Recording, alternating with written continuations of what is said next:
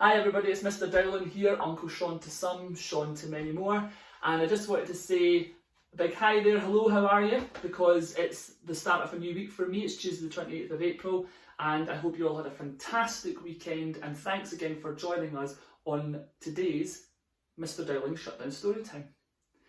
A big hello to everybody out there who is watching this. I know that all of the boys and girls in my class have been watching these, so thank you to you guys for continuing to join in with them. But also a big hello to some of my former pupils who I know have been having little sneaky looks as well. So a big hi to everybody watching from my old school at Ochterarder.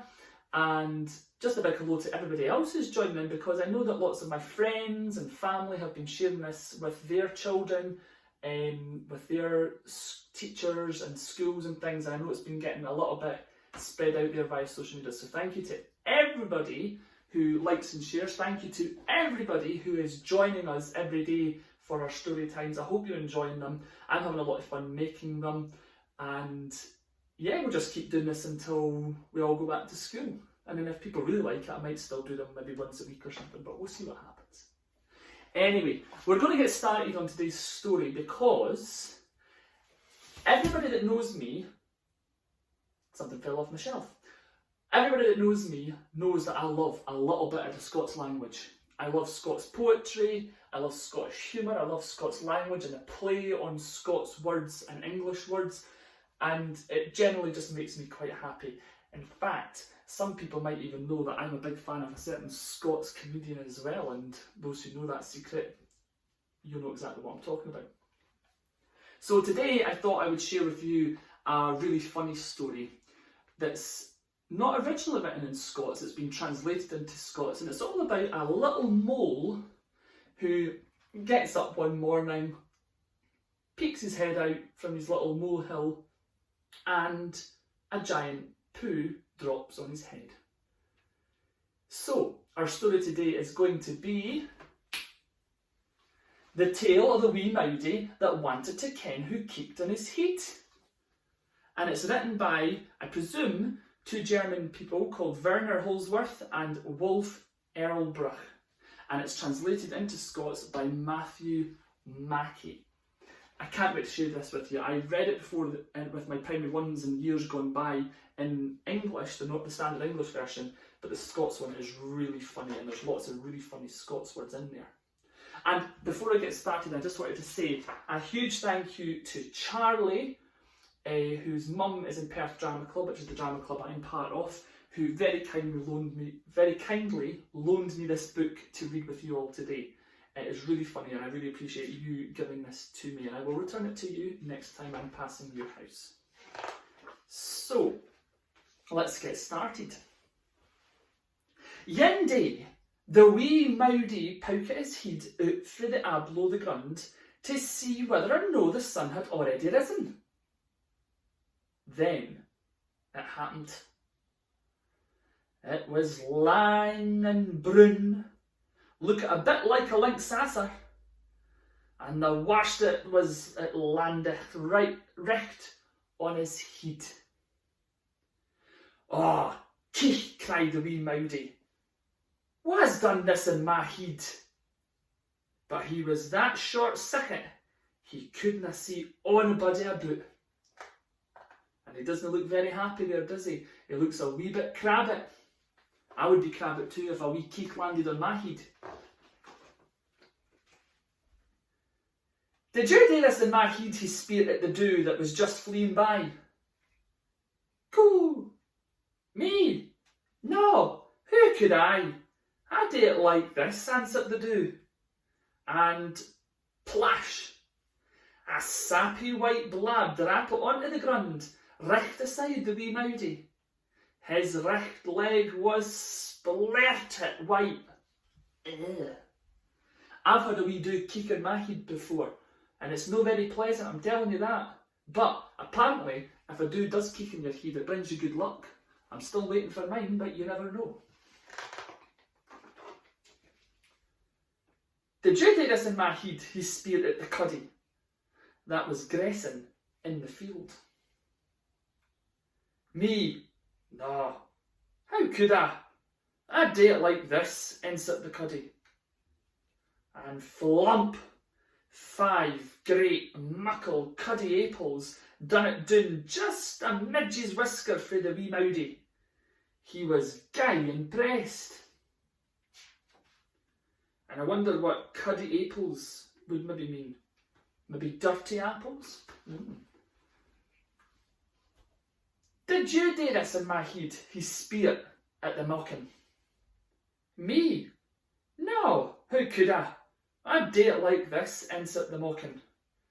And a rat-a-tat-tat, 15 wee round beans skitted past the Mowdie's lugs. He rescued it histle wi' a lichtsome loup. I'm guessing a lichtsome loup like as a jump, because if you loup, you jump. So I'm guessing that was a big jump he made there. Did you do it on my heid? He speered at the gate that had just been haying a wee snoozle. Me? No, how could I? I do it like this, answered the gate. And tic-tac, a heap of taffy-coloured wee boys cowp onto the grass. The Wee Mowdie was sair tempted to try one. I don't think I would quite like to try a taffy-coloured gate keeched. Nah. Didn't think it'd be very tasty. Did you do it on my heid? He speered at the coo that was chowing the cud. Me? No, how could I? I do it like this, answered the coo.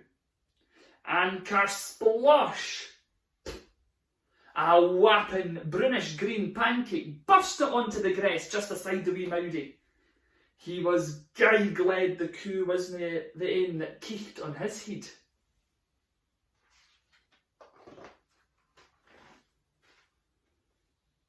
Did you do it on my heid? He speered at the grumph. Me? No, how could I? I do it like this, answered the grumph. And splatch! A saft, brown heap plunk it onto the grass.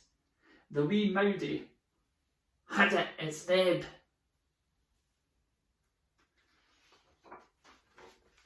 Did you do this on Matt? He was about to spear once more, but as he looked nearer, he seen only twa pudgy black muck fleas, and they were eating. Oh, the fleas had eaten the keech.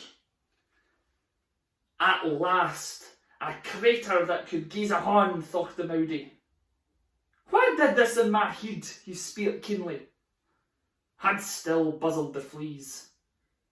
Then, after a wee while, it's as plain as Patrick it was. A dug. Now, at lang and last, the Wee Mowdie kent wha keeched on his heid. Hamish, the butcher's dug.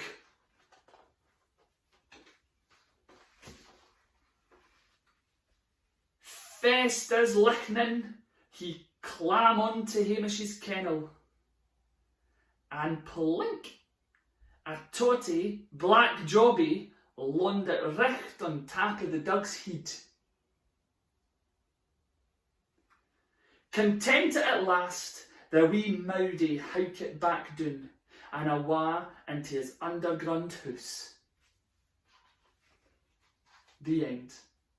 I hope you enjoyed that story, everybody. It's a really funny one. I really enjoyed reading that to all of you guys out there. Let me just pop this book down here for you just now. And yeah, so that's pretty much us now for today's story time. Thanks for joining me this week, and tomorrow I'm going to be reading you a story about a little bunny rabbit, which has been inspired a little bit by something that's happened to me at the weekend with a little bunny rabbit. And no, I'm not going mad. I know the lockdown's driving us all a bit stir crazy, but it's definitely based around a true story. So thanks very much for joining me, everybody. I hope you enjoyed that story. Please comment, like, share, and all of that jazz on Facebook, Twitter, wherever you want to do it. And I'll see you all again tomorrow for our next story. Bye.